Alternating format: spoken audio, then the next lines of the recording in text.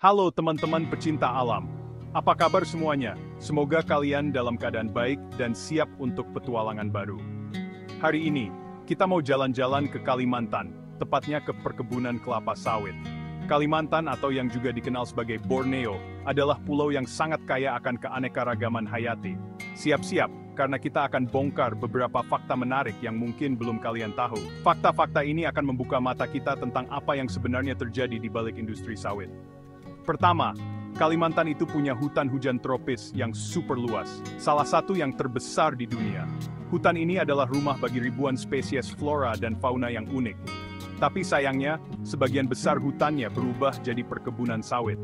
Proses deforestasi ini telah mengubah lanskap Kalimantan secara drastis. Memang sih, industri sawit ini penting banget buat ekonomi Indonesia. Tapi ada juga dampaknya ke lingkungan. Industri ini memberikan kontribusi besar terhadap pendapatan negara dan menyediakan banyak lapangan kerja. Kedua, dampak perkebunan sawit ke lingkungan itu nggak main-main. Deforestasi besar-besaran menyebabkan hilangnya habitat alami dan mengganggu keseimbangan ekosistem.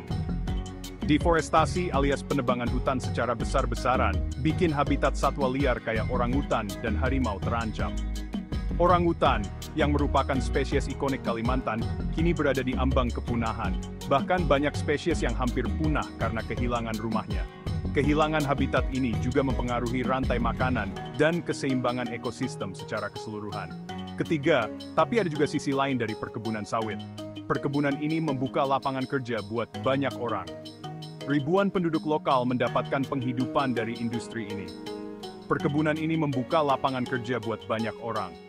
Ribuan penduduk lokal bergantung sama industri ini buat hidup mereka. Mereka bekerja sebagai petani, pekerja pabrik, dan berbagai peran lainnya. Ribuan penduduk lokal bergantung sama industri ini buat hidup mereka. Industri ini juga membantu meningkatkan infrastruktur di daerah pedesaan.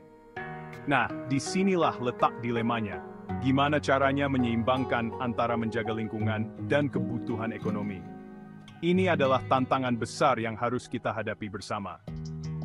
Keempat, untungnya, sekarang ada upaya untuk membuat perkebunan sawit lebih ramah lingkungan. Beberapa perusahaan mulai menerapkan praktik berkelanjutan untuk mengurangi dampak negatif. Beberapa perusahaan mulai pakai teknologi canggih untuk mengurangi dampak negatif ke hutan. Teknologi ini membantu dalam pemantauan dan pengelolaan lahan secara lebih efisien. Selain itu, ada juga program reboisasi, yaitu menanam pohon lagi di lahan yang sudah ditebang. Program ini bertujuan untuk memulihkan ekosistem yang rusak. Kelima, kita sebagai konsumen juga punya peran penting loh.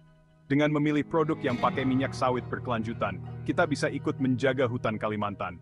Pilihan kita bisa mempengaruhi pasar dan mendorong praktik yang lebih baik. Dengan memilih produk yang pakai minyak sawit berkelanjutan, kita bisa ikut menjaga hutan Kalimantan. Produk-produk ini biasanya memiliki label khusus yang menunjukkan bahwa mereka diproduksi secara bertanggung jawab. Pilihan kita, sekecil apapun itu, bisa bikin perubahan besar, teman-teman.